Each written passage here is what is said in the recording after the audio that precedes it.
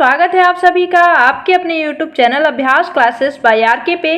तो आज की जो वीडियो है ये बहुत ही ज़्यादा हेल्पफुल होने वाली है हमारे पीईटी के एग्ज़ाम के लिए। हमारा पीईटी का एग्ज़ाम होने वाला है, 1 से 2 दिन बाद हमारा पेपर स्टार्ट हो रहा है। तो इस वीडियो को आप पूरा देख के ज़रूर जाइएगा, क्योंकि ये सिलेबस के हिसाब से जिससे क्वेश्चन बहुत ज़्यादा पूछे जाते हैं तो उनको मैंने क्वेश्चन के थ्रू कवर किया है, उन सभी टॉपिक को कवर किया है। तो इसकी 2 से 3 क्लासेस आएंगी, इसे आप पूरा देख के ज़रूर जाइएगा। तो आइए स्टार्ट करते हैं और क्वेश्चन को अपने हम देखते हैं। तो इसे देखिएगा, पूरा जरूर देखिएगा, क्योंकि ये बहुत ही ज़्यादा हेल्पफुल होंगे। तो आइए स्टार्ट करते हैं और अपने पहले क्वेश्चन को हम देखते हैं। तो जो हमारा पहला क्वेश्चन है, गौतम बुद्ध का बचपन का नाम क्या था। बहुत सिंपल सा क्वेश्चन है, और लेकिन हम इस पे पूरा टॉपिक को इस कवर करेंगे। तो बात करें गौतम बुद्ध के बचपन का नाम सिद्धार्थ था। हम जानते हैं कि जो गौतम बुद्ध जी थे, इन्होंने बौद्ध धर्म की स्थापना की थी। किसकी स्थापना की थी? तो बौद्ध धर्म की स्थापना किसने की थी? गौतम बुद्ध के द्वारा की गई थी। और हाँ, आप कॉपी और पेन लेके जरूर बैठिएगा, क्योंकि मैं बहुत सी चीज़ें बताऊंगी और उससे आपको नोट जरूर कर लेना है। एग्जाम के लास्ट टाइम में बहुत ही ज़्यादा हेल्पफुल होंगे। तो देखते हैं, तो किसने, गौतम बुद्ध ने किसकी स्थापना की? तो बौद्ध धर्म की स्थापना गौतम बुद्ध के द्वारा की गई थी। इन्हें लाइट ऑफ एशिया भी कहा जाता है। इन्हें क्या कहा जाता है? लाइट ऑफ एशिया कहा जाता है। किसको? गौतम बुद्ध जी को। आगे बात करें तो गौतम बुद्ध जी का जो जन्म हुआ था वो लुम्बिनी में हुआ था। कहाँ हुआ था? लुम्बिनी में इनका जन्म हुआ था। तो ये ध्यान रखिएगा, लुम्बिनी में गौतम बुद्ध जी का जन्म हुआ था। पत्नी का नाम यशोधरा था, और इनके जन्म का जो प्रतीक है वो कमल और सांड है। इससे बहुत ही ज़्यादा क्वेश्चन ये पूछा जाता है। तो ध्यान रखिएगा, इनके जन्म का जो प्रतीक है वो क्या है? कमल और सांड है। कमल और सांड जो है इनके जन्म का प्रतीक है। ज्ञान की प्राप्ति की अगर इनकी बात करें तो इन्होंने घर का त्याग कर दिया था, गृह त्याग कर दिया था। तो गृह त्याग की जो घटना थी उसे महाभिनिष्क्रमण के नाम से जानी जाती है। किस नाम से जानी जाती है? तो महाभिनिष्क्रमण के नाम से जानी जाती है। इसे ध्यान रखिएगा, गृह त्याग की घटना महाभिनिष्क्रमण के नाम से जानी जाती है। और बात करें तो इनको 6 वर्ष की घोर तपस्या के बाद किस नदी के तट पे? तो ये भी ध्यान रखिएगा, निरंजना नदी के तट पे और पीपल के वृक्ष के नीचे। निरंजना नदी के तट पे और पीपल के वृक्ष के नीचे इन्हें ज्ञान की प्राप्ति हुई थी। स्थान कौन सा था?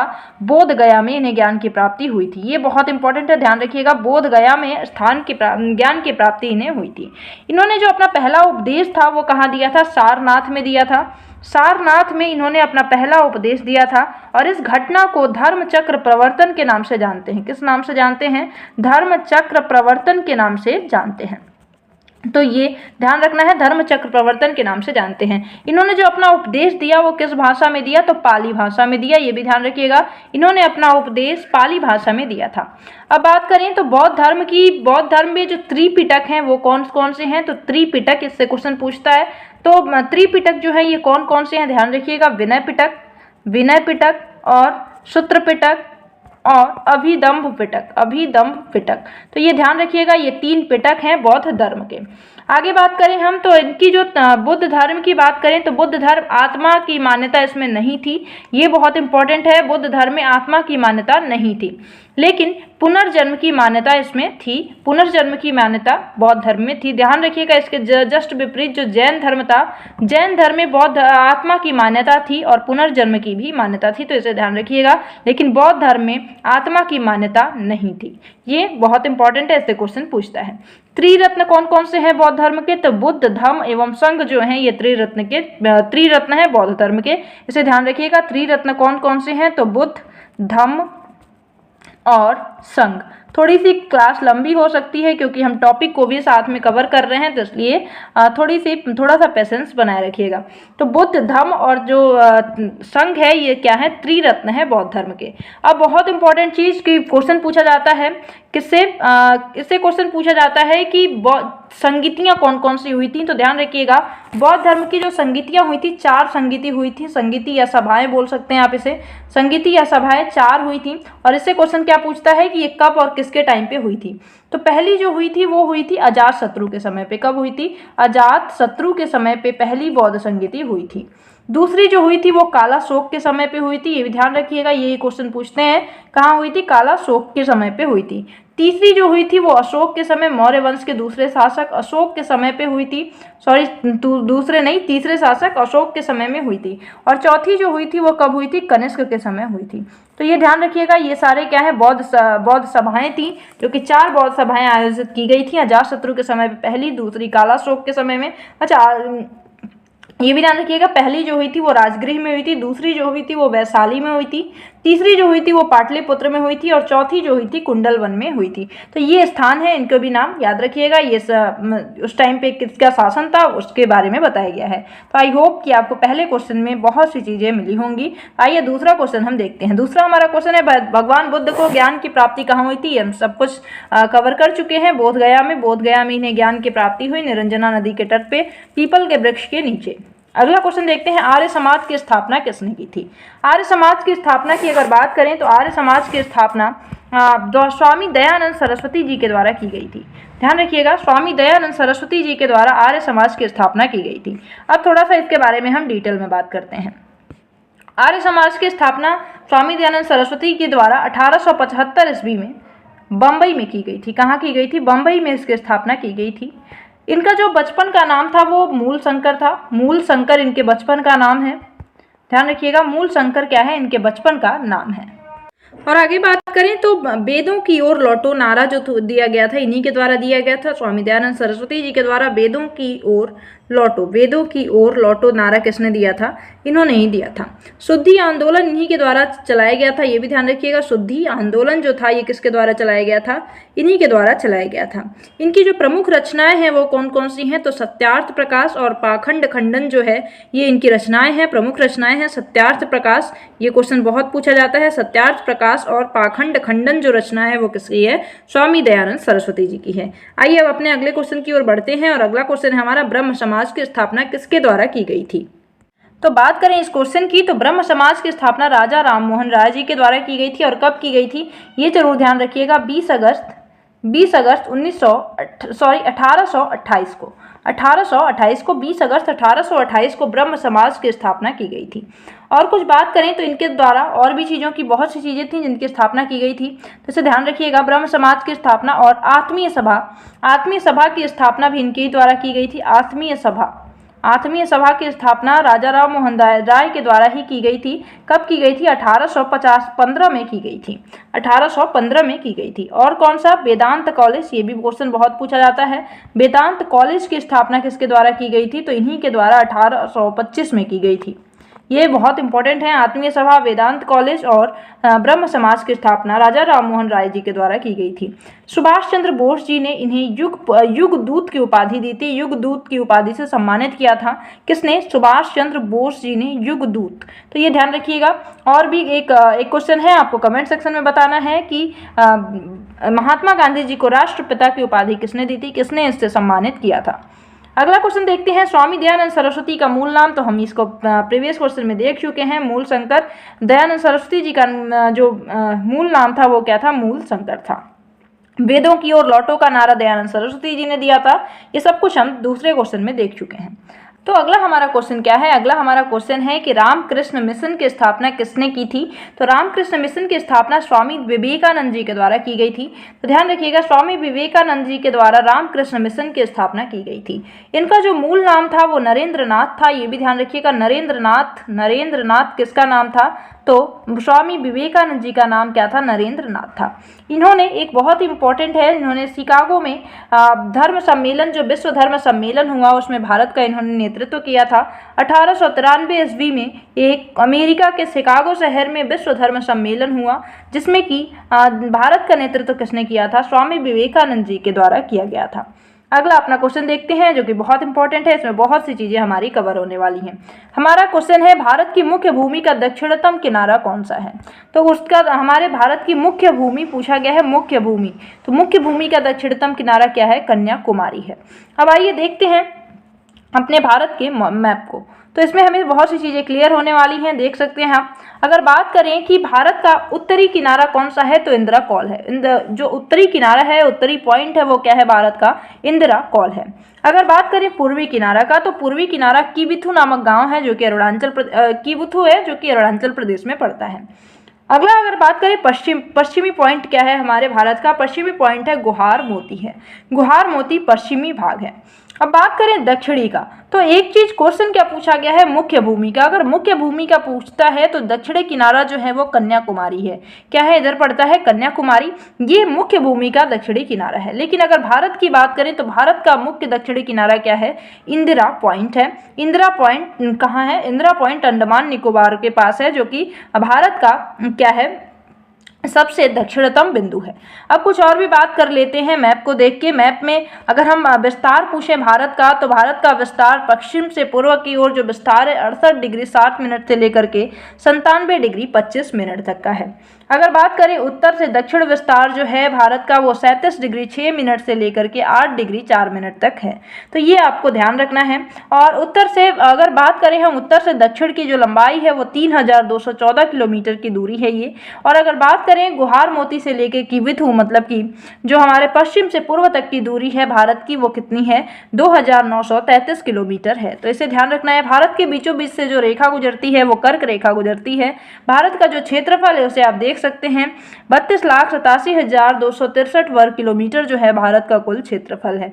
भारत की अगर बात करें तो भारत के जो पड़ोसी देश हैं वो कौन कौन से हैं, स्थलीय सीमा से लगने वाले कुल 7 देश हैं। बचपन में MBA जो ट्रिक है आप इससे ध्यान रख सकते हैं, बचपन में MBA मतलब ब से बांग्लादेश जो है भारत से सबसे लंबी सीमा रेखा बनाता है। कौन, बांग्लादेश। सबसे ज़्यादा सीमा जो रेखा साझा करने वाला देश है वो भारत के साथ बांग्लादेश है। फिर चीन है, फिर पाकिस्तान है, नेपाल है। बचपन हो गया। M से जो होता है म्यांमार है। B से क्या है, B से है भूटान, और A से क्या है, अफगानिस्तान। सबसे छोटी दूरी जो है, सबसे छोटी दूरी तक सीमा साझा करने वाला देश कौन सा है, अफगानिस्तान है। ये हमें ध्यान रखना है। ये जो देश है ये भारत के स्थलीय सीमा के साथ लगते हैं। ये आई होप कि आपको ये इसमें बहुत सी चीज़ें क्लियर हो गई होंगी। आइए अब अपने अगले क्वेश्चन को हम देखते हैं।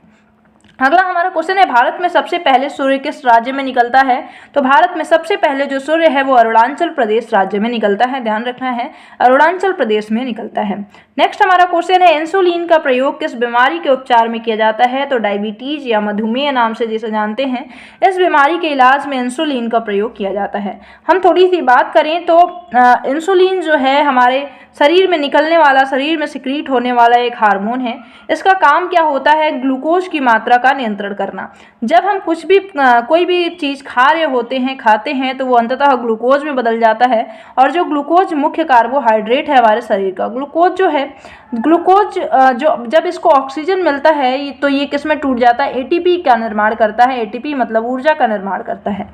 अब अगर हम बात करें ग्लूकोज जब भी हमारे शरीर में अधिक हो जाता है तो एक हार्मोन काम करता है, इंसुलिन हार्मोन अधिक ग्लूकोज हो गया, एक्स्ट्रा ग्लूकोज है, उसको ग्लाइकोजन में बदल देता है। किस में बदल देता है, ग्लाइकोजन में बदल देता है। लेकिन अगर शरीर में इंसुलिन की कमी हो जाए, किसी कारणवश इंसुलिन की कमी हो जाए, तो हमारे शरीर का जो एक्स्ट्रा ग्लूकोज है वो ग्लाइकोजन में परिवर्तित नहीं हो पाता है। जिसकी वजह से क्या होता है कि जो हमारे शरीर में, हमारे ब्लड में ग्लूकोज की मात्रा अधिक हो जाती है, और इसी को मधुमेह के नाम से जानते हैं। इस बीमारी को मधुमेह या डायबिटीज या फिर सामान्यतः हम शुगर के नाम से जानते हैं। तो ये हमें ध्यान रख लेना है। आइए अगले क्वेश्चन को देखते हैं, और ये भी एक बहुत इंपॉर्टेंट टॉपिक। तो ये हमने क्वेश्चंस जो भी लिए हैं वो वही क्वेश्चंस लिए हैं जिसमें हम टॉपिक को कवर करना है, वो टॉपिक जो कि हमारे पेपर में बहुत बार पूछे जा रहे हैं।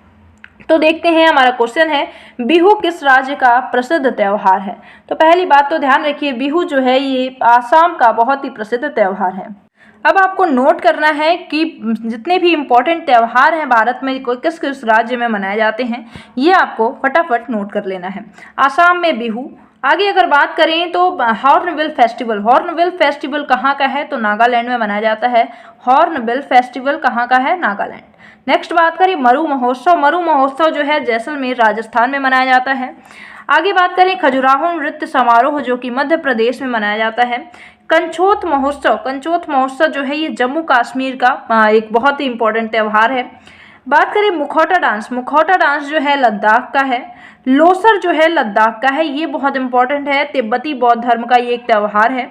लोसर फेस्टिवल कहाँ का है? लद्दाख का है। और इसी से एक मिलता जुलता है लोसांग फेस्टिवल, जो कि बहुत पूछा जाता है। लोसांग फेस्टिवल रियल में कहाँ का है? सिक्किम का है लोसांग फेस्टिवल, और लोसर कहाँ का है? लद्दाख का है।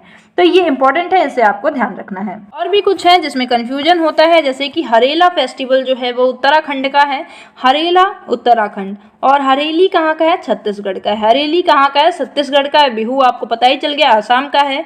ओणम जो है ये केरला का है। जलीकट्टू जो है ये तमिलनाडु का है। ओणम कहाँ का है? केरला का है। जलीकट्टू जो है ये तमिलनाडु का है। तो इसे हमें ध्यान रखना है, चूंकि हमारा स्क्रीन ये जो स्क्रीन है बहुत छोटा है, इस पर हम सारी चीज़ों को नहीं लिख सकते, तो सॉरी इसके लिए, बट नोट आप जरूर कर लीजिएगा, इससे आपको बहुत ही ज़्यादा हेल्प मिलेगा।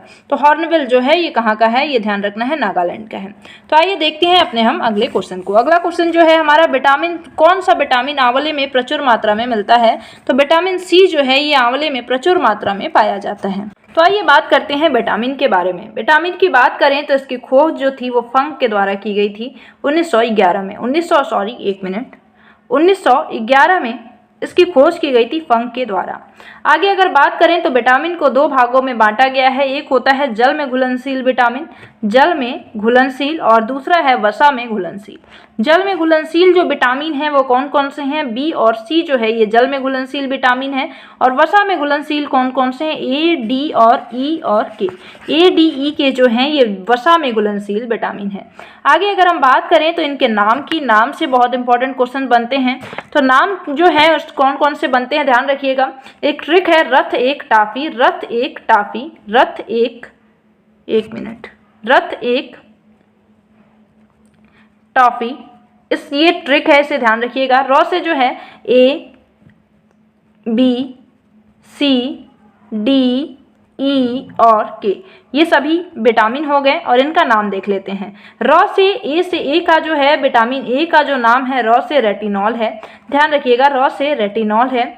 और थॉ का क्या है? थाइमीन है। थॉ मतलब बी का जो साइंटिफिक नेम है वो थाइमीन है। सी का जो है एस्कार्बिक एसिड है। डी का क्या है? कैल्सीफेरॉल है। ई का क्या है? टोकोफेरॉल है। और के का क्या है? फेनोक्सोक्विनोन है। तो इसे आप ध्यान रखिएगा, ट्रिक से याद रख सकते हैं। इन सब का मैंने सेपरेट वीडियो बनाया है, उससे जाके आप जरूर एक बार चेक करिएगा। बात कर लेते हैं अगले क्वेश्चन की। तो अगला हमारा क्वेश्चन है, रतौंधी किस विटामिन की कमी से होती है? तो रतौंधी जो है आंखों का एक रोग है जो कि विटामिन ए की कमी से होती है। अगला हमारा क्वेश्चन है, भारत का प्रथम गवर्नर जनरल कौन था? तो भारत का जो प्रथम गवर्नर जनरल थे लॉर्ड विलियम बेंटिक थे। लॉर्ड विलियम बेंटिक भारत के पहले गवर्नर जनरल थे। अब कुछ चीज़ें इसमें आपको नोट करनी है जो कि बहुत पूछा जाता है। बात करें बंगाल का गवर्नर जनरल, तो बंगाल का जो पहला गवर्नर जनरल थे वो कौन थे? बंगाल के पहले गवर्नर जनरल कौन थे? अब रॉबर्ट क्लाइव थे। रॉबर्ट क्लाइव थे, इसे ध्यान रखिएगा। रॉबर्ट क्लाइव जो थे ये बंगाल के पहले गवर्नर जनरल, सॉरी गवर्नर नहीं, बंगाल के पहले गवर्नर थे। बंगाल के पहले गवर्नर का पद होता था, तो बंगाल के गवर्नर जो थे वो कौन थे? रॉबर्ट क्लाइव थे। दूसरी अगर बात करें तो बंगाल के गवर्नर जो होते थे उन्हें बंगाल के गवर्नर जनरल में बदल दे दिया गया। तो पहले जो गवर्नर जनरल थे वो कौन थे? वॉरेन हेस्टिंग थे। कौन थे? वॉरेन हेस्टिंग थे, इसे ध्यान रखिएगा। वॉरेन हेस्टिंग जो थे ये बंगाल के पहले गवर्नर जनरल थे। गवर्नर जनरल के बाद इस पद को क्या किया जाएगा? पूरा भारत का गवर्नर जनरल कर दिया गया, भारत का गवर्नर जनरल। और जो भारत के पहले गवर्नर जनरल थे वो विलियम बेंटिक थे। तो अभी हमने देखा विलियम बेंटिक जो थे ये भारत के पहले गवर्नर जनरल थे। भारत के पहले गवर्नर जनरल को उसके बाद 1857 की जब क्रांति होती है तो इस पद को बदल करके वायसराय बना दिया जाता है। क्या बना दिया जाता है? वायसराय बना दिया जाता है। और भारत के जो पहले वायसराय थे वो कौन थे? लॉर्ड कैनिंग थे। तो इसे ध्यान रखना है। बंगाल के जो गवर्नर थे पहले रॉबर्ट क्लाइव थे। बंगाल के पहले गवर्नर जनरल वॉरेन हेस्टिंग थे। भारत के पहले गवर्नर जनरल विलियम बेंटिक थे। और वायसराय जो थे पहले वो कौन थे? लॉर्ड कैनिंग थे। तो ये हमें ध्यान रखना है। आइए अब अगले क्वेश्चन को हम देखते हैं। कागज का आविष्कार किस देश में हुआ? तो भारत जो कागज का आविष्कार है सबसे पहले चीन में इसका आविष्कार किया गया था। और भी कुछ प्रमुख आविष्कार, जैसे अगर बात करें डायनेमो की तो माइकल फैराडे के द्वारा डायनेमो का आविष्कार किया गया। बिजली का आविष्कार माइकल फैराडे के द्वारा। पेनिसिलिन जो है इसका आविष्कार अलेक्जेंडर फ्लेमिंग के द्वारा। टेलीफोन का आविष्कार ग्राहम बेल के द्वारा। ये क्वेश्चंस में पूछे जाते हैं इसलिए मैंने इनको इसमें ऐड किया है। अगला हमारा क्वेश्चन है, भारत में सशस्त्र बलों का सर्वोच्च सेनापति कौन होता है? तो भारत में सशस्त्र बलों जितने भी बल हैं, जल सेना, थल सेना, वायु सेना, उन सभी का सर्वोच्च सेनापति जो होता है वो राष्ट्रपति होता है। बात करें नेक्स्ट क्वेश्चन, पोंगल किस राज्य का त्यौहार है? पोंगल जो है ये तमिलनाडु का त्यौहार है। तमिलनाडु का और भी पोंगल हो गया, ये तमिलनाडु का त्यौहार है। जलीकट्टू जो हो गया ये तमिलनाडु का त्यौहार है। तो इसे ध्यान रखना है, ये सभी तमिलनाडु के इंपॉर्टेंट त्यौहार है। और भी है थाई पुसम त्यौहार। थाई पुसम त्यौहार जो है ये भी कहाँ का है? तमिलनाडु का, इसे ध्यान रखिएगा। थाई पुसम, पोंगल, जलीकट्टू ये सभी कहाँ के हैं? तमिलनाडु के प्रमुख त्यौहार हैं। नेक्स्ट है हमारा, गिद्धा और भांगड़ा किस राज्य के लोक नृत्य हैं? तो गिद्धा और भांगड़ा जो है ये पंजाब के लोक नृत्य है। ध्यान रखिएगा, मैंने लोक नृत्य पे एक बहुत इंपॉर्टेंट वीडियो बनाई है, उसमें सभी लोक नृत्य कहाँ के हैं और कौन उनके इंपॉर्टेंट मेंबर हैं उनकी बात हमने की है उस वीडियो में। उसे जाके आप एक बार जरूर चेक करिएगा, क्योंकि हमने पूरी क्वेश्चन की सीरीज देखी है, CGL की, CHSL की, PG की, मतलब बहुत से पेपरों की प्रीवियस ईयर के क्वेश्चन हमने देखे हैं। उसमें आप देख रहे होंगे कि 2 से 3 साल के अंदर अंदर जो लोक नृत्य हैं, शास्त्रीय नृत्य हैं और उनसे रिलेटेड जो क्वेश्चन है बहुत ज़्यादा पूछे जा रहे हैं, मतलब बहुत ही ज़्यादा पूछे जा रहे हैं। तो इससे ये टॉपिक हमारे लिए बहुत इंपॉर्टेंट हो जाता है किसी भी एग्जाम के लिए। अगला क्वेश्चन हम देखते हैं, टेलीविज़न का आविष्कार किसने किया? तो अब हम देख चुके हैं जॉन लोगी-वेयर। जॉन लोगी-वेयर जो है इन्होंने टेलीफोन का आविष्कार किया था। डायनामो का किसने किया था? माइकल फेराडे ने। बिजली का माइकल फेराडे ने। पेनिसिलिन बहुत पूछता है, पहला एंटीबायोटिक जो था वो पेनिसिलिन ही बनाया था। अलेक्जेंडर फ्लेमिंग के द्वारा इसका निर्माण किया गया था। अगला हमारा क्वेश्चन है, भारत की पहली महिला शासिका कौन थी? पहली महिला शासिका भारत की रजिया सुल्तान थी। गुलाम वंश की शासिका थी ये भी ध्यान रखिएगा, गुलाम वंश। जब मोहम्मद गौरी ने भारत पे आक्रमण किया उसके बाद उसके गुलाम जो थे कुतुबुद्दीन ऐबक, उन्हें भारत की गद्दी दी गई, उन्हें भारत का राज्य दिया गया और उन्होंने भारत में गुलाम वंश की स्थापना की। उन्होंने अपनी राजधानी जो थी वो लाहौर बनाई थी। ये ध्यान रखना है, उन्होंने अपनी राजधानी कहाँ बनाई थी? लाहौर में बनाई थी। अब देख लेते हैं कुछ इंपॉर्टेंट इससे जो भी क्वेश्चन बनते हैं। तो गुलाम वंश की स्थापना किसने की? कुतुबुद्दीन ऐबक ने की। गुलाम वंश की स्थापना किसने की? कुतुबुद्दीन ऐबक ने की। कुतुब मीनार की नींव जो रखी गई थी कुतुबुद्दीन ऐबक के द्वारा रखी गई थी। इनके बाद जो प्रमुख शासक थे वो इल्तुतमिश थे। इल्तुतमिश की अगर बात करें तो इन्होंने इल्तुतमिश की जो बेटी थी, मेनली इनकी हम बात करते हैं, इल्तुतमिश की जो बेटी थी रजिया सुल्तान, ये भारत की पहली मुस्लिम महिला शासिका थी या महिला शासिका भी कह सकते हैं, जो कि गुलाम वंश की शासिका थी। और कुछ इंपॉर्टेंट चीज़ गुलाम वंश में एक इम्पॉर्टेंट शासक थे बलवन। बलवन की अगर बात करें तो यहाँ से क्वेश्चन बनता है, बलवन जो थे इन्होंने एक सजदा और पैबोस की शुरुआत इन्होंने की थी। सजदा और पैबोस जो प्रथा थी इसकी शुरुआत बलवन के द्वारा की गई थी।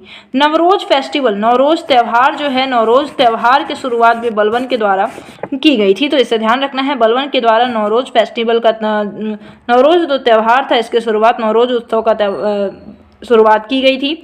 सजदा और पैबोस की शुरुआत भी बलवन के द्वारा की गई थी। आइए अब अगले क्वेश्चन को हम देखते हैं।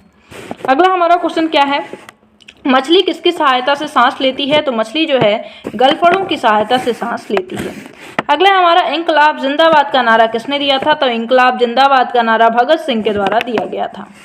तो ये हमारे लिए बहुत इंपॉर्टेंट है, ध्यान रखिएगा, भगत सिंह के द्वारा इंकलाब जिंदाबाद। और भी कुछ है जैसे कि दिल्ली चलो सुभाष चंद्र बोस, करो या मरो का नारा महात्मा गांधी ने, सारे जहां से अच्छा हिंदुस्तान हमारा इकबाल के द्वारा दी गई थी, ये नारा दिया गया था।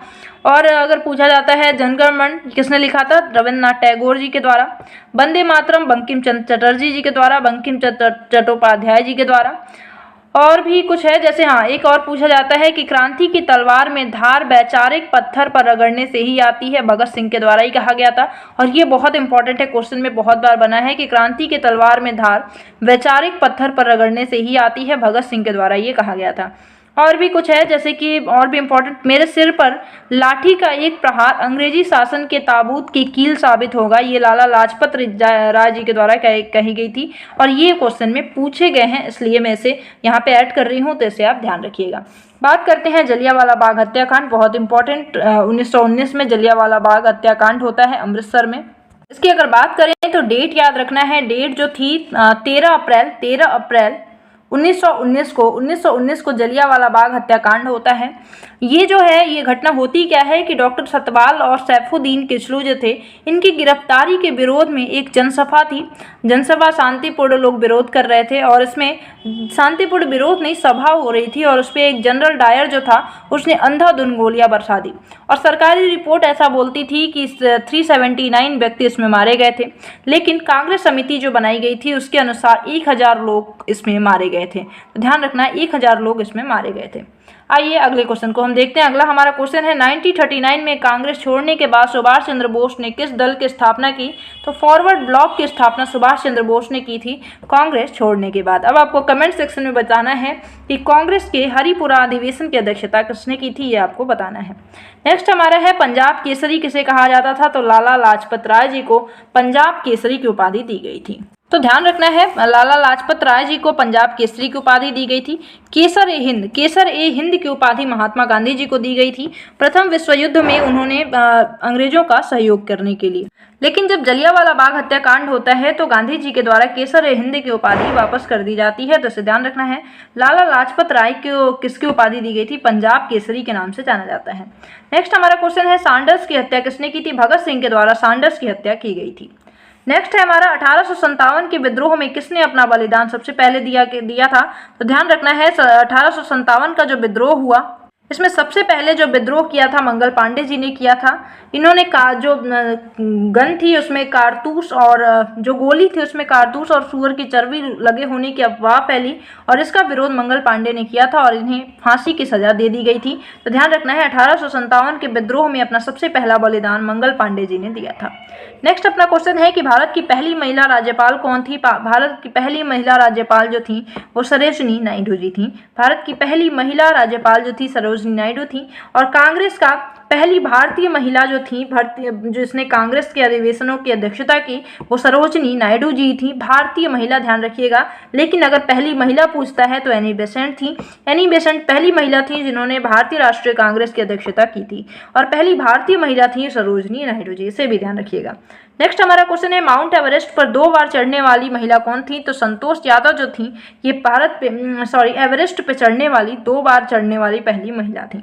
नेक्स्ट हमारा क्वेश्चन है पंजाबी भाषा लिपि कौन सी है? तो पंजाबी भाषा की लिपि जो है वो गुरुमुखी लिपि है। ध्यान रखना है गुरुमुखी लिपि। इस लिपि का जो प्रारंभ किया गया था वो गुरु अंगद जी के द्वारा किया गया था। गुरु अंगद जी के द्वारा पंजाब गुरुमुखी लिपि का प्रारंभ किया गया था।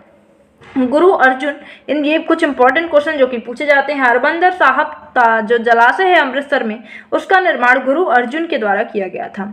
अब अगली बात करें तो जो 10वें गुरु या अंतिम गुरु जो थे सिख धर्म के वो कौन थे?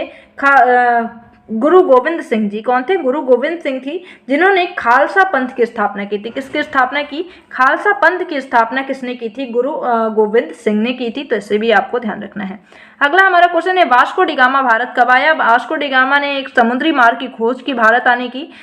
ये पुर्तगाल का रहने वाला था। 1498 में कालीकट जो तट है उस पर ये पहुंचा था। केरल के कालीकट तट पे ये भारत पहुंचा और ये पुर्तगाल का रहने वाला था। तो कहाँ का रहने वाला था? अगला हमारा क्वेश्चन भी इसी पे है। तो ये पुर्तगाली था और ये भारत में आया था 1498 में और कालीकट के बंदरगाह पर ये उतरा था।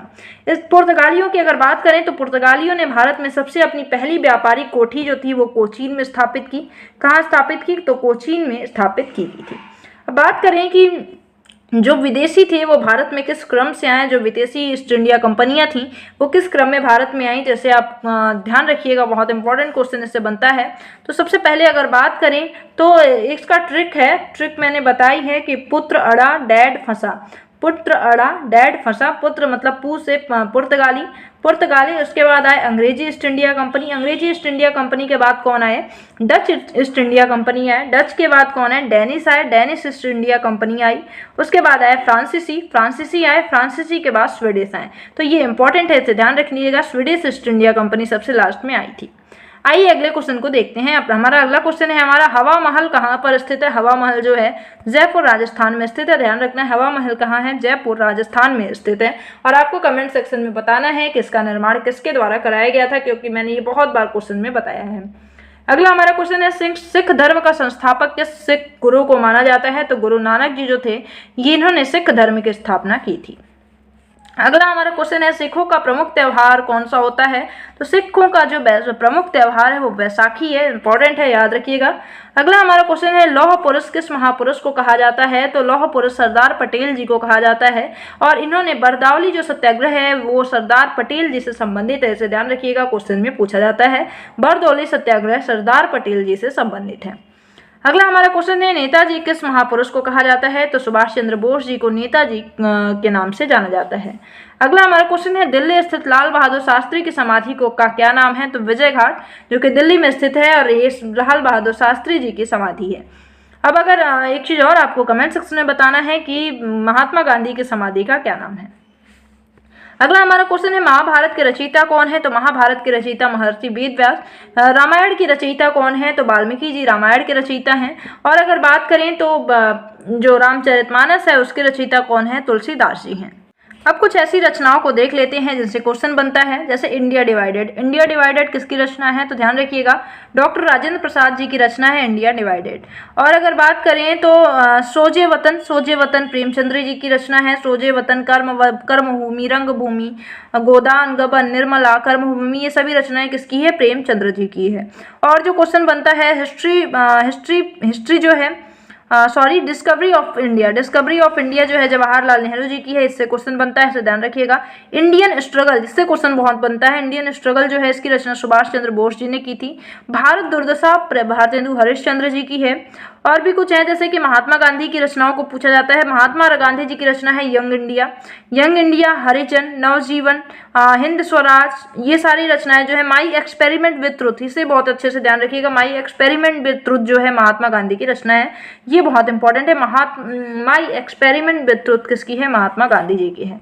अर्थशास्त्र नामक पुस्तक किसने लिखी है। चाणक्य ने लिखी है। कौटिल्य ने, चंद्रगुप्त मौर्य के सेनापति थे, मंत्री थे। तो कौन थे। चाणक्य को, जिनको कौटिल्य या विष्णुगुप्त के नाम से भी जाना जाता है, ये क्वेश्चन बहुत बनता है। कौटिल्य, चाणक्य, विष्णुगुप्त, ये एक ही लोग का नाम है जिन्होंने अर्थशास्त्र की रचना की थी। नेक्स्ट हमारा है जय जवान जय किसान का नारा किसने दिया। लाल बहादुर शास्त्री जी ने दिया था। अगला हमारा संविधान सभा का स्थायी अध्यक्ष कौन था। तो संविधान सभा का स्थायी अध्यक्ष कौन थे। डॉक्टर राजेंद्र प्रसाद जो थे ये संविधान सभा के स्थायी अध्यक्ष थे। अब बात करें तो संविधान सभा की, तो संविधान सभा का जो पहली बैठक हुई वो दिल्ली में आयोजित होती है 9 दिसंबर 1946 को। 9 दिसंबर 1946 को पहली बैठक होती है संविधान सभा की। और सच्चिदानंद सिन्हा जी जो थे वो अस्थायी सदस्य के रूप में चुने गए थे। तो ध्यान रखना है, अस्थायी सदस्य जो थे सच्चिदानंद सिन्हा जी थे। लेकिन 11 दिसंबर 1948 को जो बैठक होती है, दूसरी बैठक संविधान सभा की, वो भी दिल्ली में आयोजित की जाती है और इसके स्थायी जो अध्यक्ष थे वो राजेंद्र प्रसाद जी थे। तो इसे ध्यान रखना है, राजेंद्र प्रसाद इसका राइट आंसर हो जाएगा। अगला हमारा क्वेश्चन है संविधान सभा की प्रारूप समिति के अध्यक्ष डॉक्टर भीमराव अम्बेडकर जी थे। डॉक्टर भीमराव अम्बेडकर जो थे ये संविधान सभा के प्रारूप समिति के प्रमुख अध्यक्ष थे। नेक्स्ट हमारा क्वेश्चन है विश्व रेड क्रॉस दिवस किस तारीख को मनाया जाता है। तो 8 मई को विश्व रेड क्रॉस दिवस मनाया जाता है। अब हमारा जो अगला वीडियो आएगा उसमें हम इंपॉर्टेंट दिवस को भी कवर करेंगे, उसमें इंपॉर्टेंट चीज़ें जो भी छूट क्या रही हैं, बहुत सी चीज़ें हैं जो कि इंपॉर्टेंट हैं, बहुत बार पूछी गई हैं, तो उन्हें मैं अगली वीडियो में लेके आऊँगी, उससे आप देखना नहीं भूलिएगा। अगला हमारा क्वेश्चन है सूर्योदय का देश कौन से के नाम से कौन सा देश प्रसिद्ध है। जापान जो है सूर्योदय का देश कहा जाता है और ये क्वेश्चन में बहुत पूछता है। अगला हमारा क्वेश्चन है अंतर्राष्ट्रीय महिला दिवस 8 मार्च को मनाया जाता है। अगला हमारा है क्षेत्रफल की दृष्टि से भारत में सबसे छोटा राज्य कौन सा है। गोवा है। क्षेत्रफल की दृष्टि से भारत में सबसे छोटा राज्य गोवा है और सबसे बड़ा राजस्थान है। अगला देखते हैं अपना क्वेश्चन। अगला हमारा है ओणम किस राज्य का प्रसिद्ध त्यौहार है। हम देख चुके हैं ओणम केरल का है। ओणम कहाँ का है, केरल का है। दिल्ली भारत की राजधानी कब बनी। तो 1911 में दिल्ली को भारत की राजधानी बनाई गई थी, ध्यान रखिएगा। और यही वो टाइम था जब 1905 का बंगाल विभाजन रद्द कर दिया गया था। 1911 में ऐसा किया गया था। अगला क्वेश्चन है हमारा और लास्ट क्वेश्चन, सबसे चमकीला ग्रह कौन सा है। तो सबसे चमकीला ग्रह शुक्र है। और ये हो गया आज का हमारा बहुत इंपॉर्टेंट सीरीज, इंपॉर्टेंट क्वेश्चंस। तो आई होप कि आपको वीडियो पसंद आई होगी और ऐसे ही इंपॉर्टेंट क्वेश्चंस, इंपॉर्टेंट टॉपिक और एग्जाम्स के पॉइंट ऑफ व्यू से सिलेक्टेड क्वेश्चंस को पाने के लिए चैनल को प्लीज सब्सक्राइब जरूर करिएगा। मिलते हैं अगली वीडियो में, तब तक के लिए bye bye, have a nice day, thank you so much.